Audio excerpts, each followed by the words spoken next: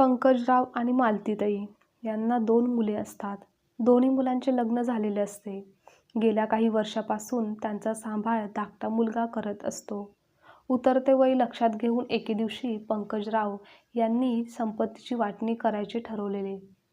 पण वाटणीमध्ये अशा काही अटी घातल्या की त्या एकाचा स्वीकार करून तर धाकट्या सुनेला पश्चातापच झाला. आई, मी तुम्हाला आधीच सांगून ठेवते, मालमत्तेची वाटणी करताना सर्वात जास्त संपत्ती मलाच मिळायला हवी. कारण गेल्या कित्येक वर्षापासून मी तुमची सेवा करत आहे. तुम्हा दोघांनाही आम्हीच सांभाळत आहोत. तुम्ही आमच्याकडेच राहता आणि तुमची मोठी सून, जी फक्त नावालाच मोठी आहे, तिने आजपर्यंत तुमची साधी कधी चौकशीही केली नाही. सेवा करणं तर लांबचीच गोष्ट आहे, पण ती तुम्हा दोघांना विचारतही नाही. त्यामुळे तुम्ही योग्य तेच करा, असं पूजा म्हणजेच मालतीताईंची धाकटी सून त्यांना सांगत होती. खरं तर पंकजराव व मालतीताईंना 2 मुले असतात. मोठा मुलगा करण, त्याची पत्नी रोहिणी हे आईवडिलांपासून वेगळे राहत असतात व त्यांचा लहान मुलगा प्रवीण व त्याची पत्नी पूजा हे त्यांच्यासोबत राहत असतात. त्यांचा मोठा मुलगा करणची जेमतेम पगाराची नोकरी असते व तो त्यावरच आपल्या कुटुंबाचा उदरनिर्वाह देखील करत असतो. त्याची पत्नी सुद्धा समजूतदार असते. तर लहान मुलगा प्रवीण हा एका चांगल्या पदावर कार्यरत होता. चांगल्या ठिकाणी तो काम करत असतो. त्याला चांगला पगार देखील असतो. पण त्याची पत्नी मात्र असमाधानी असते. तिला नेहमीच लालच असते. सासू सासऱ्यांची सेवा करत असते, त्यांची काळजी देखील घेत असते. पण तिचा त्या पाठीमागे हेतू काही चांगला नसतो. तिला माहिती होतं की आपल्या सासू सासऱ्यांची संपत्ती मोठी आहे, त्यांच्याकडे पैसे देखील आहेत. याच गोष्टीचा ती गैरफायदा नेहमी घ्यायची. त्यांच्याकडून नेहमी काही ना काहीतरी वस्तूंची मागणी करायची आणि स्वतःच्या गरजा पूर्ण करून घ्यायची. मात्र पतीचे पैसे ती तसेच जपून बचत करून ठेवायची. पतीचे ते पैसे सर्व खर्च करत नसायची. घरातील कोणत्याही सामान असो किंवा कोणतीही वस्तू असो, ती आणण्यासाठी सासू सासऱ्यांकडूनच ती पैसे घ्यायची. आणि आपल्या मोठ्या जाऊबाईला देखील तिने मुद्दामहून जाणून बुजूनच सासू सासऱ्यांपासून लांब ठेवले होते. कारण तिला भीती होती की ही देखील आपल्या सासू सासऱ्यांची सेवा करेल. त्यांच्या जवळ येऊन राहिली तर आपल्याला कोणत्याही गोष्टीचा फायदा राहणार नाही, आपल्या संपत्ती देखील मिळणार नाही आणि सासू सासऱ्यांच्या नजरेत आपण चांगले देखील बनणार नाही. त्यामुळे पूजाने रोहिणी आणि मोठ्या दिराला घरापासून लांब ठेवले होते. काही दिवसानंतर पंकजराव व मालतीताईंना देखील असंच वाटू लागलं की आपल्या मोठ्या मुलाला व सुनेला आपली काळजी नाही. ते आपल्याकडे लक्ष देत नाहीत. ते कोणत्याच कामाचे देखील नाहीत. असा गैरसमज पंकजराव व मालतीताईंचा झाला होता. त्यामुळे ते सुद्धा दोघे आता आपल्या मोठ्या मुलाकडे व सुनेकडे दुर्लक्ष करत होते. तर त्यांचे जास्त प्रेम आपल्या धाकट्या मुलावरच होते. आता धाकटी सून म्हणजेच पूजा आपली चांगली सेवा करत आहे. इतकी वर्ष आपली काळजी घेत आहे. त्यामुळेच तिच्याविषयी त्यांच्या मनात एक जागा निर्माण झाली होती. एके दिवशी आपली खालावलेली तब्येत व उतरते वय लक्षात घेऊन त्यांनी आपल्या मालमत्तेची संपत्तीची वाटणी करायचे ठरवले. त्याबाबत त्यांनी आपल्या प्रवीण व पूजासोबत याबाबत चर्चा केली. ते म्हणाले की आम्ही आता शरीराने थकलो आहे. कधी काय होईल हे सांगता येत नाही. म्हणूनच आपल्या मालमत्तेची संपत्तीची वाटणी करण्याचा निर्णय आम्ही घेतला आहे. हे ऐकून पूजाला खूप आनंद झाला. ती बोलली, हो आई बाबा, तुम्ही अगदी योग्य निर्णय घेतला आहे.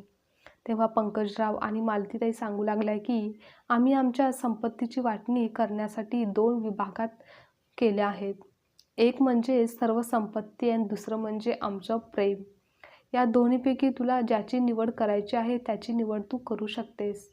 तू आमचा सांभाळ केला आहेस, इतकी वर्ष आमची सेवा केली आहेस, तर या दोन्हीपैकी एकाची निवड करण्याची सर्वात आधी संधी आम्ही तुलाच देणार आहे. तू हुशार आहेस, त्यामुळेच तू योग्य तो निर्णय घेशील असा आम्हाला विश्वास आहे. त्यावर पूजा बोलते, हो, इतकी वर्ष मी तुमची सेवा केली, काळजी घेतली व तुमचे आम्हाला पूर्ण प्रेम मिळाले आहे. तुमचा आशीर्वाद कायम आमच्या सोबत राहिला आहे. पण आता तुमचे हे प्रेम तुमच्या मोठ्या मुलाला देखील द्या आणि मी संपत्तीची निवड करेल, कारण आमचं पुढचं भविष्य त्यामुळेच चांगलं जाईल. हे ऐकून मात्र पंकजराव आणि मालतीताईंना खूप वाईट वाटलं. पण त्यांनी ठरवलेलं होतं की आपण जे काही 2 विभागण्या केल्या आहेत त्याबद्दल कोणाशीही काहीही बोलायचं नाही. त्यानुसार ते गप्प बसले. आणि मग पुढच्या काही दिवसात संपत्तीची वाटणी करण्याचा दिवस येतो. त्या दिवशी सकाळी लवकरच गावातील सरपंच, काही व्यक्ती जमा होतात आणि त्यांच्या घरी येतात. त्या दिवशी मोठा मुलगा म्हणजेच करण व त्याची पत्नी रोहिणी येतात. घराच्या एका साईडला ते उभे असतात. सर्वजण अंगणामध्ये जमा होतात. तेव्हा गावचे सरपंच यांना पंकजराव यांनी केलेल्या 2 विभागण्या समजतात. तेव्हा ते बोलतात की ही असली कसली वाटणी तुम्ही केली आहे? अशी वाटणीची विभागणी आजपर्यंत आम्ही कधीच पाहिलेली नाही. तुम्ही तुमच्या एका मुलावर अन्याय करत आहात. तुम्ही सर्व संपत्ती एका मुलाला देत आहात आणि एका मुलाला फक्त प्रेम देत आहात. तर असं तुम्ही का करत आहात? हे ऐकून पंकजराव बोलतात की मी माझ्या कोणत्याही मुलावर अन्याय करत नाही, तर मी योग्यच निर्णय घेतला आहे. मला खात्री आहे की माझ्या दोन्ही मुलांना योग्य तो न्याय मिळेल आणि आम्हाला आमच्या हक्काचे प्रेम आणि हक्काची काळजी घेणारी माणसे मिळतील, जी आम्हाला शेवटच्या क्षणापर्यंत साथ देतील. ते कोणत्याही स्वार्थासाठी नाही, तर आपुलकीने आमचा सांभाळ करतील. आता सर्वजण एकमेकांकडे आश्चर्याने पाहत होते. पण पंकजराव यांचे आपल्या मतावर मात्र ठाम होते. त्यामुळे कोणी काही जास्त बोलण्याचे धाडस केले नाही. आणि मग धाकटी सून म्हणजेच पूजाला पुढे बोलावण्यात आले. तिला मालतीताई सांगत होत्या की आम्ही 2 विभागण्या केलेल्या आहेत, 2 वाटण्या केलेल्या आहेत, तर त्यापैकी एकाची निवड तू तुझ्या इच्छेने करू शकतेस. सगळ्यात आधी तुलाच तो मान हा देण्यात आला आहे. त्यामुळे तू योग्य तो निर्णय घे. तुला संपत्ती हवी आहे की आमचं प्रेम, हे तू आता सगळ्यांच्या समोर सांग. त्यावर पूजा म्हणाली की हो आई बाबा, तुम्ही मला आजपर्यंत खूप प्रेम, आशीर्वाद दिलात, खूप माया आपुलकी दिली. मी तुमची सेवा केली, काळजी घेतली. त्या बदल्यात तुम्ही मला खूप जास्त प्रेम दिले, आशीर्वाद दिलेत. पण आता मला आज संपत्तीची निवड करायची आहे आणि जे तुमच्यापासून आत्तापर्यंत लाभ होते, तुमचा मोठा मुलगा आणि सून, त्यांना तुमचे प्रेम द्या. हे ऐकून मालतीताईंना खूपच मोठा धक्का बसला. कारण त्यांना असं वाटत असतं की त्यांची सून, जिच्यावर आपण गरजेपेक्षा सुद्धा जास्त विश्वास ठेवला होता, ती आपल्या प्रेमाची निवड करेल आणि आपल्याला आयुष्यभरासाठी शेवटच्या क्षणापर्यंत आपला सांभाळ करेल आणि आपल्या सुनेचे सुद्धा सगळे चांगले व्हावे, तिच्या कुटुंबाचा व तिचे भविष्य देखील सुरक्षित राहावे, असे मनापासून त्यांना वाटत असते. त्यामुळे त्यांना असं वाटत असते की पूजाने प्रेमाचा स्वीकार करावा. यासाठी त्या तिला वेगवेगळ्या प्रकारे काही सुचवू पाहत होत्या. पण पैशाच्या आणि संपत्ती मिळण्याच्या लालसेपोटी पूजा इतकी आंधळी झालेली होती की तिला सासूचे कोणतेच म्हणणे समजत नव्हते. आणि पंकजराव आणि मालतीताई यांचे असे ठरले होते की जोपर्यंत वाटणी होत नाही तोपर्यंत कोणालाच काहीच सांगायचे नाही. या विचाराने त्यांनी गप्पच बसायचे ठरवले.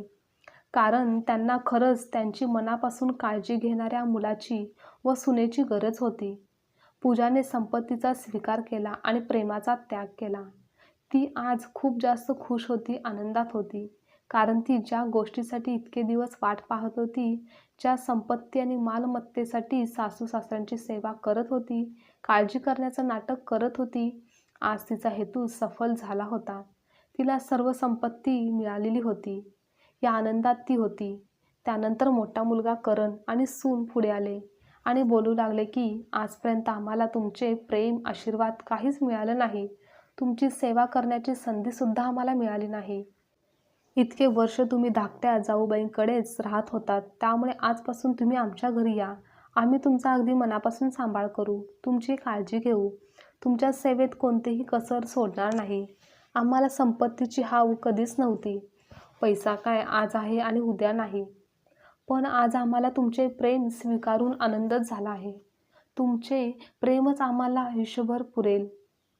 हे ऐकून मालतीताई आणि पंकजराव यांचे डोळे उघडले. ज्या मुलाला त्यांनी आजपर्यंत नाकारलेलं होतं, तो काहीच कामाचा नाही असं बोलत होते, त्याच्याविषयी मनात इतका तिरस्कार आणि राग होता.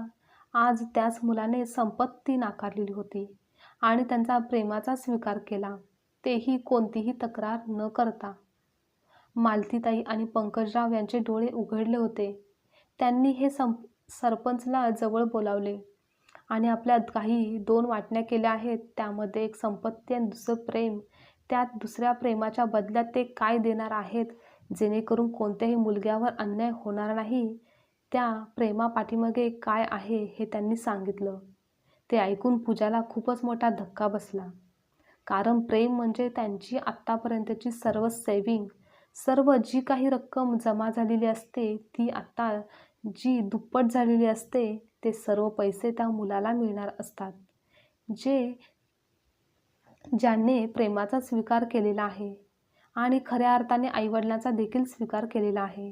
ते त्यांना शेवटच्या क्षणापर्यंत साथ देतील, त्यांचा सांभाळ करतील. अशाच मुलाला ते प्रेमरूपी पैसे किंवा एक आशीर्वाद मिळणार आहे, जो खूप अनमोल आहे. पूजाला खूप जास्त वाईट वाटलं. ती विचार करू लागली की मी प्रेमाचा स्वीकार का केला नाही आणि सासू-सासऱ्यांच्याकडे इतके पैसे आहेत, हे आजपर्यंत आपल्याला त्यांनी कधीच कळू दिलं नाही. त्यामुळेच आज आपला निर्णय घेताना गफलत झाली आहे. जर आपण प्रेमाचा स्वीकार केला असता तर आज आणखीनच श्रीमंत झाला असतो. आता पूजाला खूप जास्त आपल्या निर्णयाचा पश्चाताप होत होता. पण तिने सर्व लोकांच्या समोर हे कबूल केलेलं असतं की इथे मी संपत्तीची निवड केली आहे. त्यामुळे ती पुन्हा काही बोलू शकली नव्हती. तेव्हा तिने गप्पच राहणे पसंत केले. पण ती रागातच सासू आणि सासऱ्यांच्याकडे पाहत होती. आजची कथा तुम्हाला आवडल्यास लाईक, शेअर, कमेंट करा आणि चॅनलवर नवीन असाल तर चॅनलला सबस्क्राईबसुद्धा नक्की करा.